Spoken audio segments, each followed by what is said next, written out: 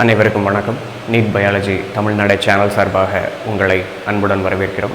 இன்றைக்கி நம்ம பார்க்க போகிற டாபிக் என்ன அப்படின்னா ஹார்டி-வெயின்பெர்க் ஈக்லிபிரியம். இந்த ஹார்டி-வெயின்பெர்க் ஈக்லிபிரியம் யார் கண்டுபிடிச்சாங்க அப்படின்னு சொல்லிட்டு உங்களுக்கே தெரியுது இதில் இல்லையா? ஸோ ஹார்டி அண்ட் வெயின்பெர்க் இந்த ரெண்டு பேரும் சேர்ந்து தான் ஒரு ஈக்லிபிரியத்தை கண்டுபிடிச்சாங்க. சரி, இதை வச்சுக்கிட்டு நம்ம என்ன பண்ணுறது அப்படின்னா, ஃபர்ஸ்ட் ஆஃப் ஆல் நாம் இதனுடைய யூசஸ் என்ன அப்படிங்கிறத பார்த்துடலாம். சரியா? எதுக்காக இந்த ஈக்லிபிரியம், இதை எதுக்காக பயன்படுத்துகிறாங்க அப்படிங்கிறத பார்ப்போம். ஸோ ஃபஸ்ட்டு ஒரு பாப்புலேஷன் இருக்குதுன்னு வச்சுக்கோங்களேன். அதாவது ஏதோ ஒரு ஸ்பீஷீஸ், இப்போ ஒரு தவளை எடுத்துக்கலாமே, ஃப்ராக். அந்த ஃப்ராகில் பார்த்திங்கன்னா க்ரீன் கலர் ஸ்கின் இருக்கக்கூடிய க்ரீன் கலர் தவளை, டார்க் க்ரீன், அதுக்கப்புறம் லைட் க்ரீன் அப்படின்னு வச்சுக்கலாம். ரைட்டா? ஸோ டார்க் க்ரீன் அதுக்கப்புறம் லைட் க்ரீன் இருக்கக்கூடிய தவளை ஒரு பாப்புலேஷனில் இருக்குது. சரியா? அந்த பாப்புலேஷன் இட் இஸ் ரெஸ்ட்ரிக்டட்.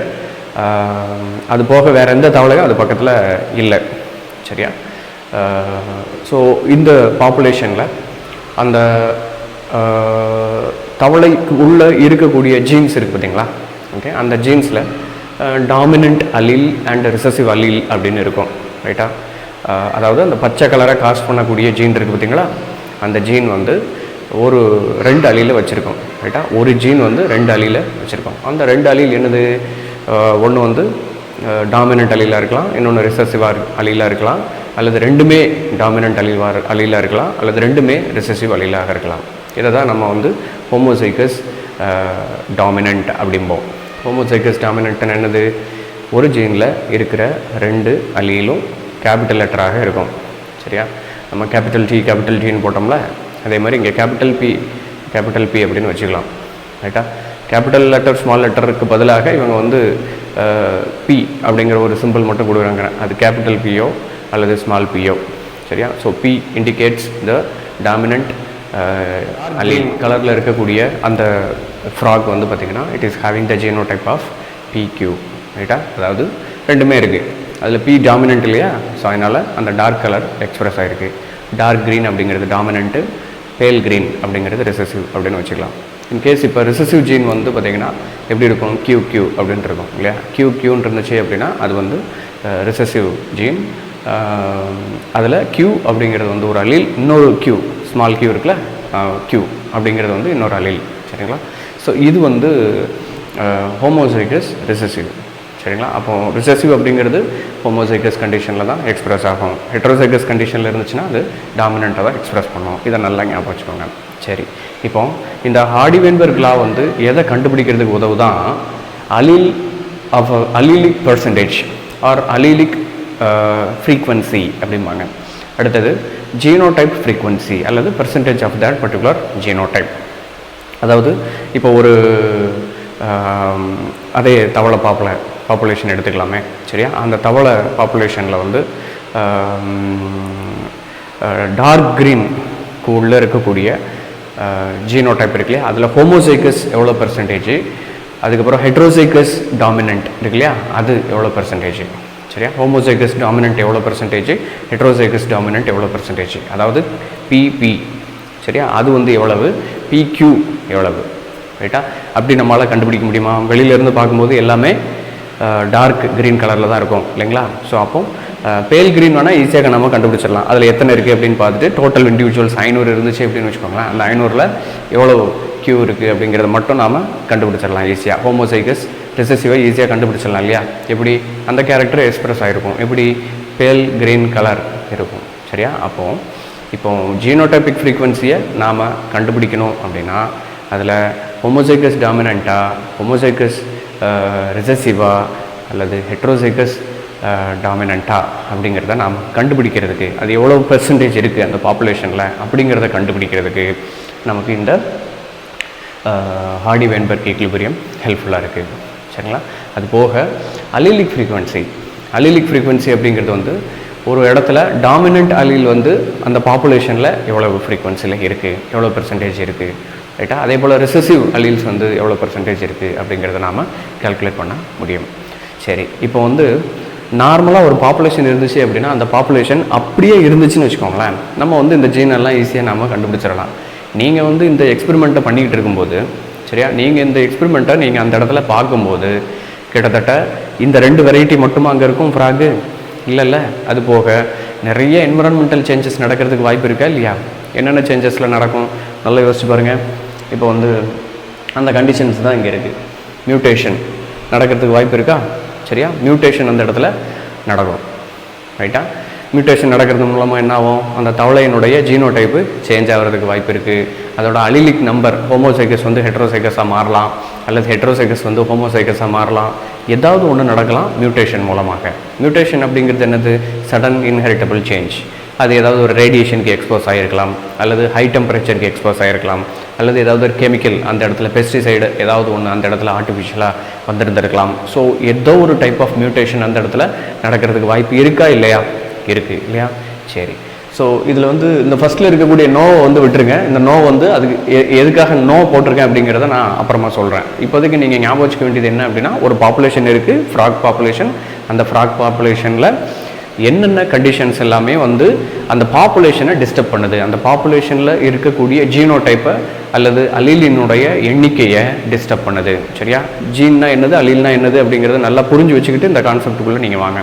சரியா, ஸோ அப்போ அதை நான் எக்ஸ்பிளைன் பண்ணியிருக்கேன் இதே வீடியோவில், கொஞ்சம் ரிவைண்ட் பண்ணி போட்டு அதை கேட்டுட்டு திரும்பி வாங்க. சரியா, ஸோ அப்போ மியூட்டேஷன் அப்படின்னா சடன் ஹெரிட்டபிள் சேஞ்ச், அது நடக்கிறதுக்கு வாய்ப்பு இருக்குது. சரியா, ரெண்டாவது வந்து ரேண்டம் மேட்டிங் அப்படிங்கிறது பக்கத்தில் வேறு ஏதாவது ஒரு பாப்புலேஷன் இருக்குங்க. ரைட்டா, இந்த குரூப் ஆஃப் பாப்புலேஷன் இருக்குது, பக்கத்தில் வந்து வேறு ஏதாவது ஒரு பாப்புலேஷன் ஆஃப் ஃப்ராக் இருக்கும், சேம் ஸ்பீஷீஸாக இருக்கலாம். இப்போ நான் சொல்கிறது எல்லாமே சேம் ஸ்பீஷீஸ். சரியா, சேம் ஸ்பீஷீஸில் டிஃப்ரெண்ட் டைப் ஆஃப் கேரக்டர்ஸ் இருக்குது. இதே இந்த 2 கேரக்டர் மட்டும் இல்லாமல் இன்னும் நிறைய டிஃப்ரென்சஸ் இருக்குது. அந்த டிஃப்ரென்சஸ் இருக்கக்கூடிய ஸ்பீஷீஸ் இருக்குல்ல, அந்த ஸ்பீஷீஸை வந்து இது கூட மேட் ஆகிறதுக்கு வாய்ப்பு இருக்குது. ரைட்டா, கண்டிப்பாக வாய்ப்பு இருக்குது. அதே போல் லார்ஜ் சைஸ்டு பாப்புலேஷன். சரியா, லார்ஜ் சைஸ்டு பாப்புலேஷனாக இருந்துச்சு அப்படின்னாக்கா அது ஜெனட்டிக் ட்ரிஃப்ட் ஆகி போகிறதுக்கு வாய்ப்பு இருக்குது, due to any ecological barriers. சரியா, ஈக்காலஜிக்கல் பேரியர்ஸாக இருக்கலாம், அல்லது ப்ரெடேட்டர்ஸாக இருக்கலாம். சரியா, லார்ஜ் சைஸ்டு பாப்புலேஷனாக இருந்தால் என்ன ஆகும், டோட்டலாக அங்கங்கே செதறி ஓடுறதுக்கு வாய்ப்பு இருக்கா இல்லையா? டியூ டு த ஈக்காலஜிக்கல் பேரியர்னால் என்னது, நடுவில் ஒரு தண்ணி அதிகமாக போகலாம், அல்லது அந்த இடத்துல வந்து ஏதாவது ஒரு ப்ரெடேட்டர் போகலாம், அல்லது ஒரு வேறு ஏதாவது ஒரு ஆர்கானிசம் வந்து அந்த இடத்த அழித்து அந்த இடத்துல வேறு ஏதாவது ஒரு டென் அல்லது வேறு ஏதாவது ஒரு ஸ்பேஸை க்ரியேட் பண்ணி அந்த இடத்துல அது உயிர் வாழும்போது இந்த ஃப்ராக்லாம் அது பக்கத்தில் போக முடியாது. சரியா, ஸோ ஜெனட்டிக் ட்ரிஃப்ட் அப்படிங்கிறது வந்து டோட்டலாக ஜியாகிரபிக்கல் ஐசோலேஷன் மாதிரி தான். ஜெனட்டிக் ட்ரிஃப்ட் அப்படிங்கிறது வந்து அந்த இடத்துல ஒரு பாப்புலேஷன் இருந்துச்சு அப்படின்னா அது டோட்டலாக ட்ரிஃப்ட் ஆகி அந்த சைடு அப்படியே மூவ் ஆகும். ஏன் அப்படின்னா depending upon the environmental condition, depending upon the ecological barrier, depending upon the ப்ரெடேஷன். So இந்த மாதிரி நிறைய ரீசன்ஸ் இருக்குது. சரிங்களா, ப்ரெடேஷன் என்னது, வேறு ஒரு இப்போ சிங்கம் வந்து துரத்துது அப்படின்னு வச்சுக்கோ, இப்போ பாம்பினுடைய பாப்புலேஷன் அந்த இடத்துல இருக்குன்னு வச்சுக்கோங்களேன். ஸோ எந்த இடத்துல பாம்பினுடைய பாப்புலேஷன் ஜாஸ்தியாக இருக்கோ அந்த இடத்துல ரைட்டா டக்குன்னு அந்த குரூப் ஆஃப் இண்டிவிஜுவல்ஸ் இருக்கியா, தவளையினுடைய இண்டிவிஜுவல்ஸ் அது வந்து அங்கேருந்து குரூப்பாக மொத்தமாக இன்னொரு இடத்துக்கு லைட்டாக அப்படியே ட்ரான்ஸ்ஃபர் ஆகி போகிறது. சரியா, ஸோ இந்த மாதிரி இதுக்கு பேர் வந்து ஜியாகிரபிக்கல் ஐசோலேஷன் அப்படிம்பாங்க. ஜெனடிக் ட்ரிஃப்ட் அப்படிங்கிறது என்ன அப்படின்னா அந்த பர்டிகுலர் ஜீன் வந்து அந்த பர்டிகுலர் ரீஜனில் மட்டும் லொக்கேட் ஆகிடும் ஒரு பர்டிகுலர் ஸ்டேஜுக்கு அப்புறம். That is what genetic drift. சரிங்களா, ஸோ இந்த மாதிரி ஜெனடிக் ட்ரிஃப்ட்டு நடக்கிறதுக்கு அதிகமான சான்சஸ் எங்கே இருக்கும் அப்படின்னாக்கா லார்ஜ் சைஸ்டு பாப்புலேஷனில் இருக்கும். ஆனால் ஸ்மால் சைஸ்டு பாப்புலேஷன் இருந்துச்சுன்னு வச்சுக்கோங்களேன், அது என்ன ஆகும், அந்த ஸ்மால் சைஸ்டு பாப்புலேஷன் மொத்தமாகவே அப்படியே தான் மூவ் ஆகும். லார்ஜ் சைஸ்டு பாப்புலேஷன் இருந்துச்சு அப்படின்னாக்கா அதில் ஒரு பர்டிகுலர் ரீஜன் வந்து தனியாக ஜெனடிக் ட்ரிஃப்ட் ஆகிறதுக்கு வாய்ப்பு இருக்குது. ஒன்று மட்டும் இல்லை, நிறைய தனித்தனியாக ட்ரிஃப்ட் ஆகிறதுக்கு வாய்ப்பு இருக்குது due to the geographical isolation or the ecological barriers nearby. சரியா, அது போக ப்ரெடேஷன் அப்படின்றத நான் சொன்னேன். சரிங்களா, ஸோ நெக்ஸ்ட்டு வந்து இம்மைக்ரேஷன் அப்படிங்கிறது என்ன அப்படிங்கிறத பார்க்கலாம். இம்மைக்ரேஷன் அப்படிங்கிறது இதுவும் அப்படி தான், ப்ரீடிங் சீசனுக்காக ஒரு ரீஜன்லேருந்து இன்னொரு ரீஜனுக்கு அது வேகமாக ட்ரான்ஸ்ஃபர் ஆகி போகிறது, அல்லது வெளியிலேருந்து வேறு ஏதாவது ஒரு ஆர்கானிசம் உள்ளே வந்து, organism in the sense I am talking about only the frock population. சரியா, ஸோ இப்போ ஃப்ராக் அப்படிங்கிறது வந்து வெளியிலேருந்து வேறு ஒரு கேரக்டர் வச்சுக்கிட்டு அந்த ரீஜனில் வந்து அதுக்கப்புறம் அது கூட ரேண்டம் மேட் ஆகி அதுக்கப்புறம் அது வந்து நியூ வெரைட்டிஸை வந்து க்ரியேட் பண்ணி ஸோ இந்த மாதிரி அதில் ஜீனோடைப்பிக்கில் சேஞ்சு நடக்கும். சரியா, அது போக அதனுடைய அலீல்ஸ் அதனுடைய நம்பர்ஸும் வேரி ஆகிறதுக்கு வாய்ப்பு இருக்குது. அதே போல் செக்ஷுவல் செலெக்ஷன் அப்படிங்கிறது வந்து என்ன அப்படின்னா வித்தின் த பாப்புலேஷன். சரிங்களா, வித்தின் த பாப்புலேஷன் வந்து கிராசிங் ஓவர் மூலமாக நிறைய சேஞ்சஸ் ஏற்படுறதுக்கு வாய்ப்பு இருக்குது. ஸோ அந்த செக்ஷுவல் செலெக்ஷன் இது எல்லாமே வந்து என்ன பண்ணுது அப்படின்னா ஒரு பாப்புலேஷன் இருக்குது, அந்த பாப்புலேஷனுக்கு உள்ளே இருக்கக்கூடிய ஜீனோ டைப்பில் வந்து சேஞ்சஸை ஏற்படுத்தும். சரிங்களா? சேஞ்சஸை ஏற்படுத்தும். ஆனால் ஹார்டி வெயின்பெர்க் லா என்ன, இது வந்து குவைட் நேச்சுரல். இப்போ நான் சொன்னது எல்லாமே குவைட் நேச்சுரல். இது இல்லாமல் ஒரு பாப்புலேஷன் இருக்கா அப்படின்னா கண்டிப்பாக கிடையாது. சரியா?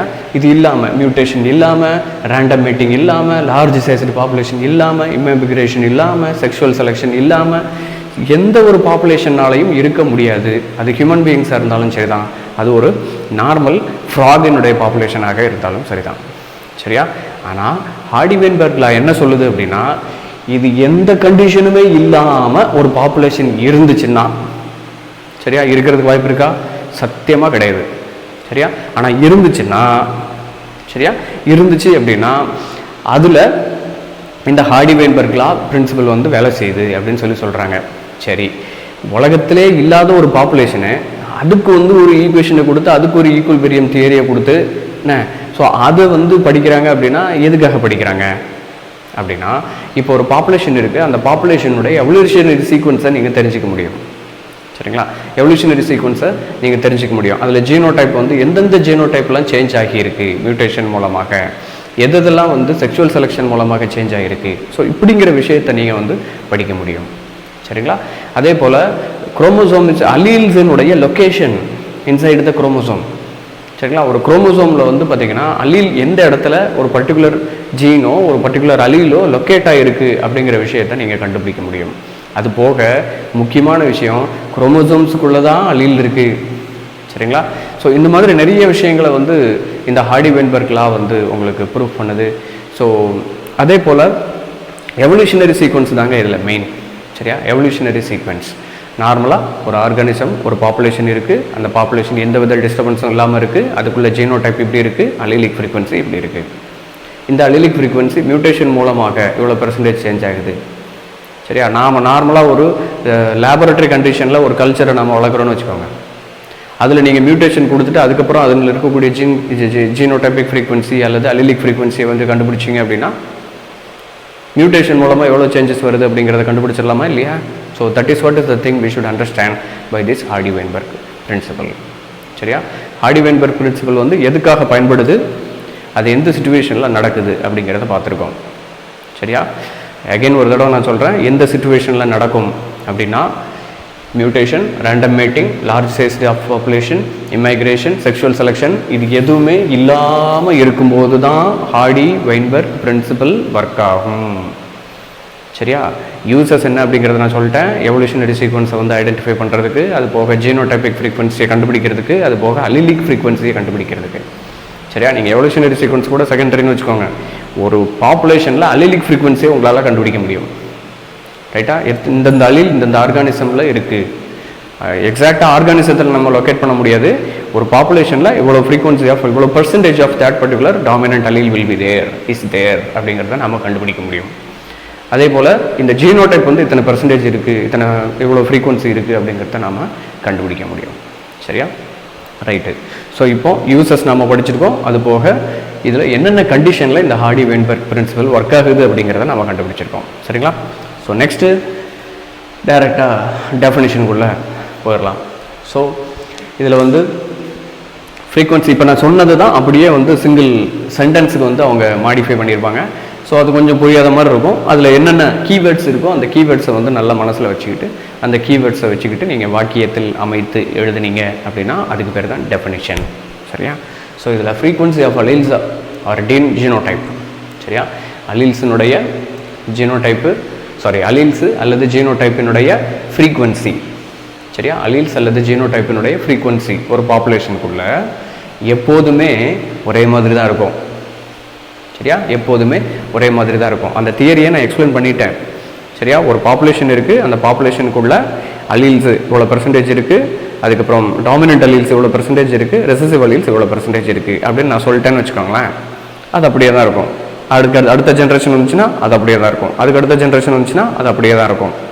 சரியா? பாப்புலேஷனுடைய எண்ணிக்கை வந்து கூடலாம், அந்த இண்டிவிஜுவல்ஸினுடைய எண்ணிக்கை வந்து கூட்டிக்கிட்டே போகலாம், ஆனால் அந்த பெர்சன்டேஜ் அப்படியே தான் இருக்கும். ரைட்டா? இதான் லா. இதான் வந்து ஹார்டி வெயின்பெர்க் ஈக்குலிபிரியம். சரியா, இது அலீல்ஸ்க்கு நான் சொன்னேன். அதே போல் ஜீனோடைப்புக்கு சொன்னோம்னா அதில் ஜீனோடைப் என்ன, டாமினண்ட் ஹோமோசைகஸ் டாமினண்ட், அதனுடைய ஃப்ரீக்வன்சி. ஒரு பாப்புலேஷன் இருக்குது, தவளை பாப்புலேஷன். அந்த தவளை பாப்புலேஷனில் டார்க் க்ரீன் இருக்கக்கூடிய ஒரு ஃப்ராக் வெரைட்டி இருக்குது, நம்பர் ஆஃப் இண்டிவிஜுவல்ஸ். அதே போல் லைட் க்ரீன் இருக்கக்கூடிய நம்பர் ஆஃப் இண்டிவிஜுவல்ஸ் இருக்குது.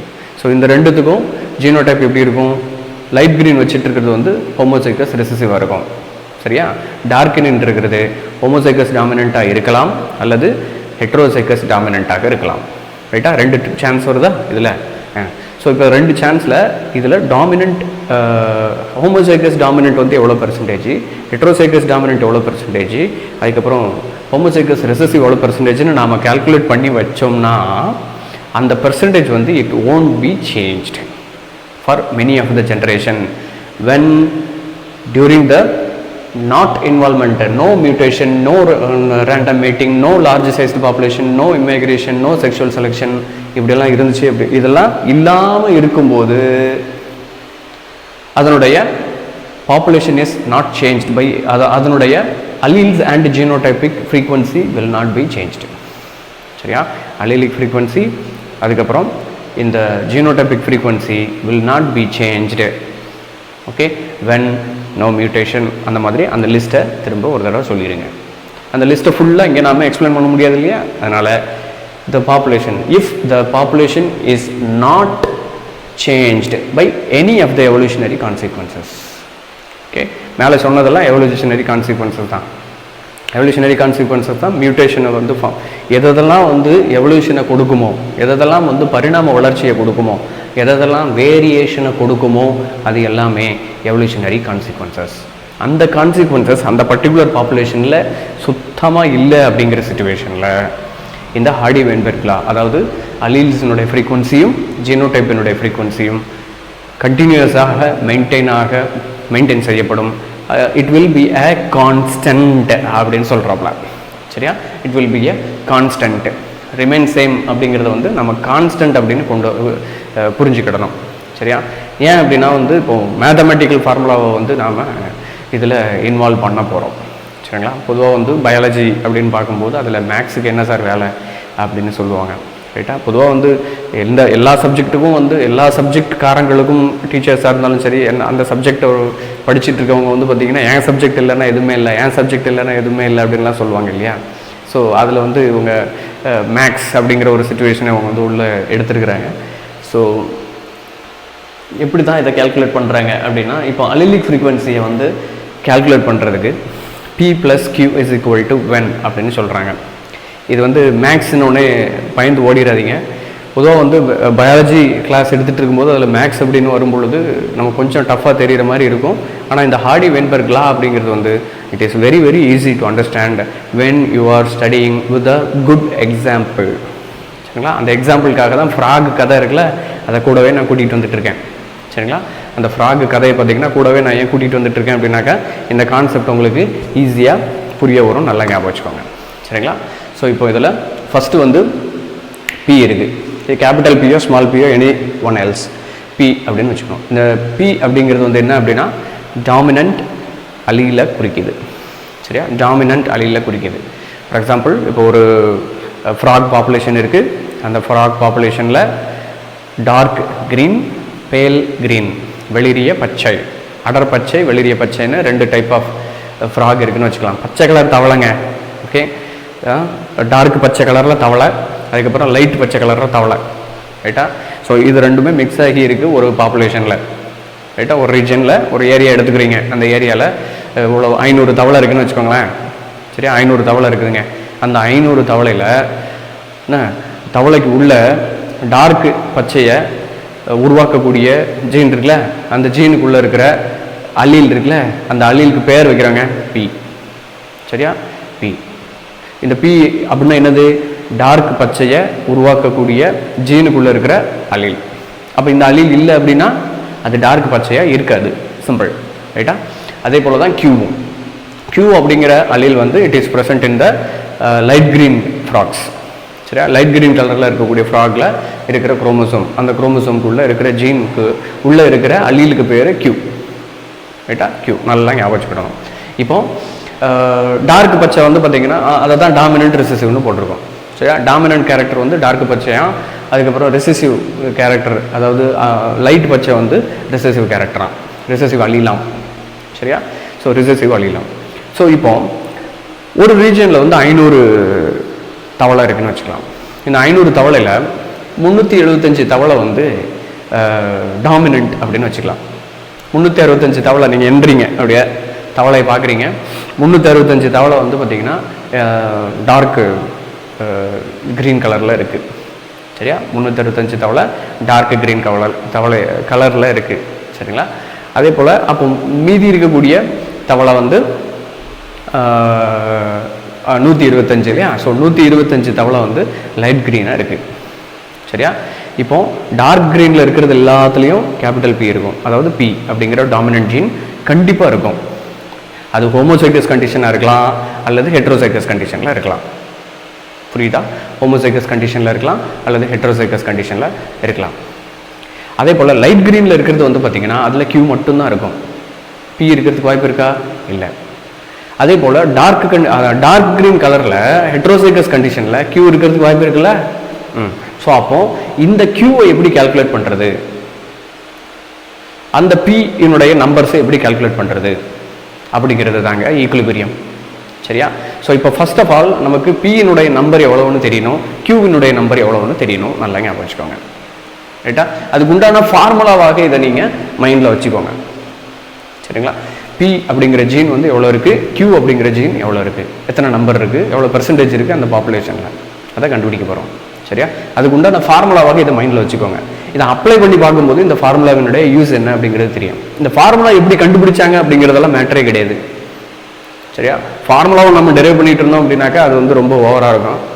ஸோ இந்த ஃபார்முலாவை அவர் கிரியேட் பண்ணி வச்சிருக்கிறாரு. ஏன்னா அவருடைய மேக்ஸ் மைண்ட் இருக்குல்ல, அந்த மேக்ஸ் மைண்டை வச்சுக்கிட்டு அவர் வந்து இந்த மாதிரி ஒரு ஃபார்முலாவை கிரியேட் பண்ணியிருக்காரு. இதன் மூலமாக நாம் வந்து அந்த இடத்துல ஜீனோடைபிக் ஃப்ரீக்வன்சியும் அலிலிக் ஃப்ரீக்வன்சியும் கண்டுபிடிக்க முடியும். அதில் அலிலிக் ஃப்ரீக்வன்சியை கண்டுபிடிக்கிறதுக்கு அவர் P+Q = 1 அப்படின்னு சொல்லிட்டு ஒரு ஃபார்முலாவை கிரியேட் பண்ணி வச்சிருக்கிறாரு. ரைட்டா? ஸோ இதை நல்லா ஞாபகம் வச்சுக்கோங்க. இப்போ நாம் இதுக்கு அடுத்து ஜீனோடைபிக் ஃப்ரீக்வன்சியை எப்படி கண்டுபிடிக்கிறது அப்படிங்கிறத படிக்கும் பொழுது கூடவே இதையும் நம்ம எக்ஸ்பிளைன் பண்ணிடலாம். இப்போதைக்கு இதை நல்லா ஞாபகம் வச்சுக்கோங்க. ரைட்டா? ஸோ நெக்ஸ்ட்டு வந்து அலிலிக் ஃப்ரீக்வன்சியை வந்து ஜீனோடைபிக் ஃப்ரீக்வன்சியை கண்டுபிடிக்கிறதுக்கு நம்மகிட்ட இருக்கக்கூடிய ஒரு ஃபார்முலா இது எல்லாருக்குமே தெரிஞ்ச ஃபார்முலா இல்லையா? P² + 2PQ + Q² = 1. சார் இதுக்கும் ஜீனோடைபிக் ஃப்ரீக்வன்சிக்கும் என்ன சார் சம்மந்தம், இதுக்கும் தவளை டார்க் க்ரீன் கலரில் இருக்கிறதுக்கு என்ன சம்மந்தம் சார் அப்படின்னு கேட்டால், டார்க் க்ரீன் கலரில் இருக்கக்கூடிய தவளை இருக்குல்ல, அந்த தவளைக்குள்ள ரெண்டு சான்சஸ் இருக்குது இல்லையா? என்னென்ன சான்சஸ்லாம் இருக்குது ஆஃப் ஜீனு, என்னென்ன ஜீனோடைப்லாம் இருக்கிறதுக்கு சான்ஸ் இருக்குது. ஹோமோசைகஸ் டாமினன்ட் PP ஆக இருக்கிறதுக்கு வாய்ப்பு இருக்குது இல்லையா? அப்படி இருந்தாலும் அது டார்க் க்ரீன் கலரில் இருக்கும். அதே போல் PQ அப்படின்னு இருந்தாலும் அது டார்க் க்ரீன் கலரில் தான் இருக்கும். அதே போல் QQ அப்படின்னு இருந்துச்சுன்னா அது வந்து லைட் க்ரீன் கலரில் இருக்கும். இது உங்களுக்கு புரியுதில்ல? ரைட்டு. இப்போ அடுத்த ஸ்டெப்புக்கு நம்ம போவோம். சரியா? இப்போது இந்த PP எவ்வளவு அப்படிங்கிற ஜீனோடைப், PP அப்படிங்கிற ஜீனோடைப் எவ்வளவு பெர்சன்டேஜ் இருக்குது அந்த பாப்புலேஷனில், PQ எவ்வளோ பெர்சன்டேஜ் இருக்குது அந்த பாப்புலேஷனில், அதே போல் QQ எவ்வளோ இருக்குது அந்த பாப்புலேஷனில் அப்படிங்கிறத நாம் கண்டுபிடிக்கிறதுக்கு உண்டான ஃபார்முலா தான் இது. சரிங்களா? இப்போ நம்ம ஒரு சம் செஞ்சு பார்ப்போம். சம்முன்னு சொல்ல முடியாது, ஒரு சின்ன எக்ஸாம்பிள்னு மைண்டில் வச்சுக்கோங்க. ரைட்டா? சம் அப்படின்னா அது பெரிய வார்த்தை, கால்குலேஷன் அப்படின்னாலும் பெரிய வார்த்தை. நம்ம அதெல்லாம் பண்ண போகிறதில்ல, ரொம்ப சிம்பிளாக நீங்கள் படிங்க. ரைட்டா? ஒரு எக்ஸாம்பிள் பார்க்க போகிறோம், அவ்வளோதான். ரைட்டா? ஸோ அப்போ 500 இண்டிவிஜுவல் இருக்குது. ரைட்டா? 500 ஃப்ராக் இருக்குது. அந்த ஃப்ராகில் 375 வந்து டாமினண்ட்டாக. சரியா? 375 வந்து டாமினண்ட்டாக. ரைட்டா? நமக்கு முதல்லையே கொடுத்துட்டாங்க 375 வந்து டாமினன்ட் அப்படின்னு சொல்லிட்டு. அதாவது கேபிட்டல் P அப்படிங்கிற அலில் வந்து பார்த்திங்கன்னா இட் இஸ் டாமினன்ட். ரைட்டா? ஸோ நெக்ஸ்ட்டு வந்து சாரி இதில் வந்து 375 அப்படிங்கிறது வந்து டாமினன்ட் அப்படிங்கிறது டார்க் க்ரீன் கலரில் இருக்குது. அது ஹோமோசைகஸ் ஹெட்ரோசைகஸான்னு கொடுக்கல. ரைட்டா?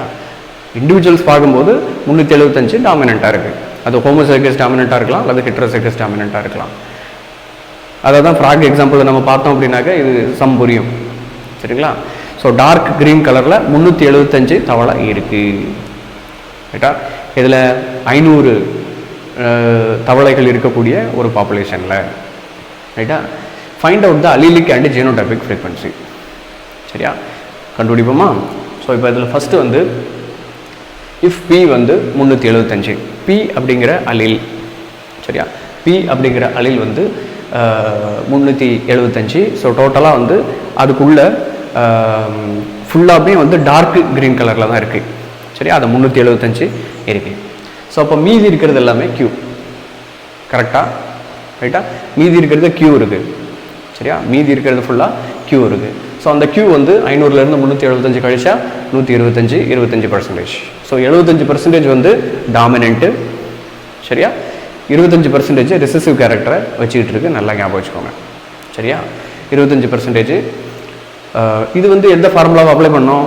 இந்த முதல்ல இருந்துச்சு பார்த்தீங்களா, P + Q.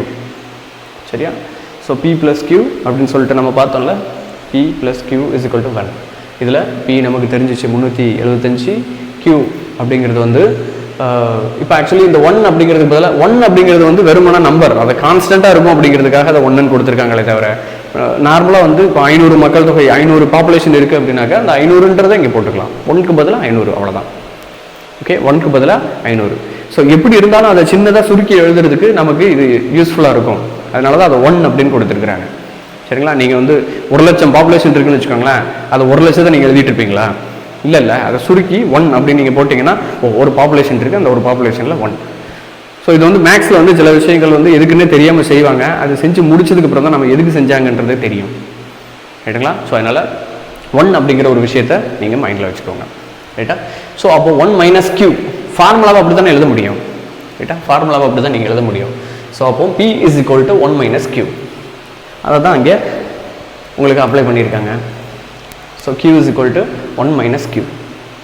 சரியா, Q = 1 - P. சரிங்களா, P = 1 - Q. அப்போ Q = 1 - P. அப்போ P நமக்கு தெரியுது 375, Q வந்து 500 - 375. ஸோ இப்போ 125 அப்படிங்கிறது 25% அதில் இருக்கக்கூடிய பாப்புலேஷன். நல்லா ஞாபகம் வச்சுக்கோங்க.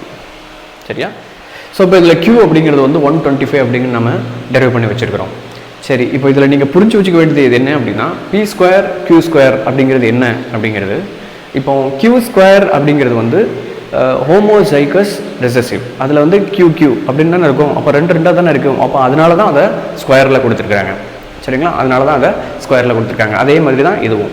சரியா, நீங்கள் வந்து இந்த மேத்தமெட்டிக்கல் ஃபார்முலாவை கொஞ்ச நேரம் மறந்துட்டு, சரிங்களா, மேத்தமெட்டிக்ஸ் ஃபார்முலாவை கொஞ்சம் நேரம் மறந்துட்டு மெண்டலினுடைய இன்ஹெரிட்டன்ஸில் அவர் எடுத்துக்கிட்ட அந்த ஜீன்ஸ் அண்ட் அலீல்ஸை மைண்டில் கொஞ்சம் வச்சுக்கிட்டு இதை பார்த்துட்டு அதுக்கப்புறம் நம்ம டெரிவேஷனுக்கு போகலாம். சரியா, நல்லா பாருங்கள்.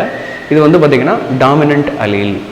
டாமினன்ட் அலீல் எப்படி இருக்கும்? ஹோமோசைகஸ் டாமினன்ட் அலீல் P அப்படின்னு இருக்கும். 2 தானே இருக்கும். சரி, அப்போ ஒரு ஜீனுக்குள்ளே 2 அலீல் இருந்துச்சு அப்படின்னாக்கா அது ஸ்கொயரில் தான் இருக்குது. 2 தானே இருக்குது. ஸோ அதனால தான் P² அப்படின்னு கொடுத்துருக்காங்க. அதே மாதிரி இங்கே Q² கொடுத்துருக்காங்க. அதே போல் இந்த இடத்துல இதை விட்டுருங்க, இந்த இடத்துல PQன்னு இருக்குது. இது எப்படி? இது வந்து ஹெட்ரோசைகஸ் டாமினன்ட். புரியுதுங்களா? அப்போ ஒரு டாமினன்ட் ஜீன், ஒரு ரிசசிவ் ஜீன் இருக்குது. இப்போ நாம் ஒரு பாப்புலேஷன் எடுத்துக்கிட்டோம் அப்படின்னா அதில் ஹோமோசைகஸ் டாமினன்ட் எவ்வளவு இருக்குது, ஹோமோசைகஸ் ரெசசிவ் எவ்வளவு இருக்குது, ஹெட்ரோசைகஸ் டாமினன்ட் எவ்வளவு இருக்குது அப்படிங்கிறத கண்டுபிடிக்கிறதுக்கு உண்டான ஃபார்முலா தான் இது. சரியா? ஸோ இந்த ஃபார்முலா தான் நாம் இதை அப்ளை பண்ண போகிறோம். சரிங்களா? ஸோ அப்போ இந்த Q² அப்படிங்கிறது வந்து ஹவு மெனி ஹோமோசைகஸ் இருக்குது. அதில் ஹோமோசைகஸ் மட்டும் இல்லை, ஹெட்ரோசைகஸ்லேயும் Q இருக்குது. அதோட சேர்த்து தான் 125. புரியுதுங்களா? ஸோ இப்போ இதை நல்லா ஞாபகம் வச்சுக்கிடணும். சரியா? வச்சுக்கிட்டு இப்போ இந்த இடத்துல Q² மட்டும் எவ்வளவு அப்படிங்கிறத தனியாக கண்டுபிடிக்கிறதுக்கு நாம் இந்த 125 500ஆல் வகுக்கிறோம். புரியுதுங்களா? ஸோ இப்போ Q² நமக்கு கிடச்சிரும். சரியா? Q² அப்படிங்கிறது ஹோமோசைகஸ் ரெசசிவ்ல இருக்கக்கூடிய Qவினுடைய எண்ணிக்கை. அதாவது லைட் கிரீன் ஃப்ராக் இருக்குல்ல, அந்த லைட் கிரீன் ஃப்ராக்ல இருக்கக்கூடிய Q, அதில் இருக்கக்கூடிய ஒவ்வொரு அலீல்ஸினுடைய எண்ணிக்கை 125 இருந்துச்சு அப்படின்னாக்கா, ஸோ அதில் இருக்கக்கூடிய அலீல்களினுடைய எண்ணிக்கை எவ்வளவு அப்படிங்கிறத நம்ம கால்குலேட் பண்ணிக்கிடணும். சரியா? அதை 1க்கு கன்வெர்ட் பண்ணுறாங்க. இங்கே 1 வந்துச்சு அப்படின்னா இந்த இடத்துல என்னென்ன நம்பர்ஸ் எல்லாம் நீங்கள் போட வேண்டியிருக்கும் அப்படிங்கிறதுல இந்த Q² வந்து 0.25 அவங்க கண்டுபிடிக்கிறாங்க. அதுக்காக தான் இங்கே 500ஆல் நாம் வகுக்கிறோம். புரியுதுங்களா? ஸோ அப்போ q ஸ்கொயர் நமக்கு கிடச்சிருது. q ஸ்கொயர் அப்படின்னா p ஸ்கொயர் நமக்கு தெரியல, ரைட்டா? 2pq நமக்கு தெரியல, q ஸ்கொயர் நமக்கு கிடச்சிருச்சு. என்ன ஃபார்முலா போட்டு கண்டுபிடிச்சோம்? இந்த ஃபார்முலா போட்டு கண்டுபிடிச்சோம். அதாவது p + q = 1 அப்படின்னு சொல்லிட்டு நம்ம போட்டிருக்கோம் பார்த்தீங்களா? இந்த ஃபார்முலாவை பயன்படுத்தி தான் நாம் அதை கண்டுபிடிச்சிருக்கிறோம். இப்போ q நமக்கு தெரிஞ்சிருச்சு, ரைட்டா? ஆக்சுவலி வந்து இது q ஸ்கொயர் வந்து 0.25 அப்படின்னா q எவ்வளவு? இப்போ நீங்கள் மேத்தமெட்டிக்ஸ்குள்ளே வந்துடணும், சரிங்களா? இப்போ நீங்கள் மேத்தமெட்டிக்ஸ்குள்ளே வந்துடணும். q ஸ்கொயர் அதை q ஆக்கணும் அப்படின்னாக்கா அதுக்கு ஸ்கொயர் ரூட் நீங்கள் எடுப்பீங்க. அப்போ 25 ஸ்கொயர் ரூட்டு 5, அதை தான் இங்கே போட்டிருக்கு, ரைட்டா? இப்போ p + q = 1 அப்படின்னா நமக்கு q ஸ்கொயர் நமக்கு தெரியும். அந்த q ஸ்கொயர்லேருந்து q கண்டுபிடிக்கிறோம், அந்த q. அப்போ p = 0.5. இது எப்படி கிடச்சிது? 1 - p, சரியா? 1 - 0.5 போட்டோம் அப்படின்னா இந்த p நமக்கு கிடச்சிருது, சரிங்களா? ஸோ அப்போது p = 0.5. அப்போது q = 0.5, q square = 0.25, p = 0.5, p square = 0.25. ஞாபகம் வச்சுக்கோங்க. இதை வந்து அந்த ஃபார்முலாவில் நாம் போட்டுடுறோம். இப்போ நாம் அந்த p + q அப்படிங்கிற ஒரு ஃபார்முலா நமக்கு தெரியாமல் இருந்துச்சு அப்படின்னாக்க, நமக்கு தெரியலன்னு வச்சுக்கோங்க, இந்த q வச்சுக்கிட்டு நம்ம p கண்டுபிடிக்க முடியுமா? முடியாது, சரிங்களா? ஸோ அதனால் நீங்கள் ஒரு பாப்புலேஷனில் இருக்கக்கூடிய இண்டிவிஜுவல்ஸ் வந்து நீங்கள் கவுண்ட் பண்ணுறீங்க, சரியா? கவுண்ட் பண்ணிவிட்டு அதில் இருக்கக்கூடிய அலீல்ஸு, அதில் இருக்கக்கூடிய ஜீனோடைபிக் ஃப்ரீக்வன்சியை நீங்கள் கால்குலேஷன் போட்டு கண்டுபிடிக்க முடியும். இந்த கால்குலேஷன் போட்டு நாம் எப்போ எந்த சிச்சுவேஷனில் கண்டுபிடிக்க முடியும் அப்படின்னா, அதில் எந்த விதமான என்வரான்மெண்டல், எந்த விதமான எவல்யூஷனரி கான்சிக்வன்சஸும் இன்வால்வ் ஆகாமல் இருக்கணும், சரியா? ஸோ இப்போ இந்த இடத்துல அதை அப்படியே நாம் அப்ளை பண்ணிடுறோம். p = 0.5, q = 0.5, டோட்டலாக இது எல்லாத்தையும் கூட்டினீங்கன்னா 1 வரும், சரிங்களா? 1 வரும். அதாவது இந்த பாப்புலேஷனில் டோட்டலாக 500 அப்படிங்கிற பாப்புலேஷனில் உங்களுக்கு எவ்வளோ பர்சன்டேஜ் டாமினன்ட் அல்லது ரிசசிவ் ஜீன்ஸ் இருக்குது, சரியா? டாமினன்ஸ் என்னது? ரிசசிவ் அலீல்ஸ் இருக்குது. அதே போல் ஹோமோசைகஸ் டாமினன்ட் எவ்வளோ இருக்குது, ஹெட்ரோசைகஸ் டாமினன்ட் எவ்வளோ இருக்குது, ஹெட்ரோசைகஸ் ரெசசிவ் எவ்வளோ இருக்குது அப்படிங்கிறத நாம் கண்டுபிடிக்க முடியும், சரிங்களா? ஸோ இப்போ ஹார்டி-வெயின்பெர்க் லா அப்படிங்கிறது வந்து it is mathematically derive biological concept, சரிங்களா? மேத்தமெட்டிக்கலாக ஒரு கான்செப்டை வந்து நம்ம டெரைவ் பண்ணலாம், சரிங்களா? பயாலஜிக்கல் ரிசல்ட்டை நம்ம கொண்டு வரோம் மேத்தமெட்டிக்கல் கால்குலேஷன் மூலமாக, சரிங்களா? ஸோ இந்த கான்செப்ட் உங்களுக்கு புரிஞ்சிருக்கும் அப்படின்னு நினைக்கிறேன். இதில் வந்து ஏதாவது டவுட் இருந்துச்சு அப்படின்னாக்கா நீங்கள் எனக்கு கமெண்ட் பண்ணுங்கள், அதில் எனக்கு கண்டிப்பாக நான் எக்ஸ்ப்ளனேஷன் தரேன். அதே போல் இதில் ஏதாவது ஃப்ளாஸ் இருந்துச்சு அப்படின்னாலும் நீங்கள் கமெண்ட் பண்ணலாம், நான் அதை கரெக்ட் பண்ணிக்கிறேன். மேலும் பல தகவல்களை தெரிந்து கொள்வதற்கு நீட் பயாலஜி தமிழ்நடை சேனலை சப்ஸ்கிரைப் பண்ணவும், எங்களோடு எப்பொழுதும் இணைந்திருங்கள். குறைகளை எங்களிடம் சொல்லுங்கள், நிறைகளை நண்பர்களிடம் சொல்லுங்கள். நன்றி, வணக்கம்.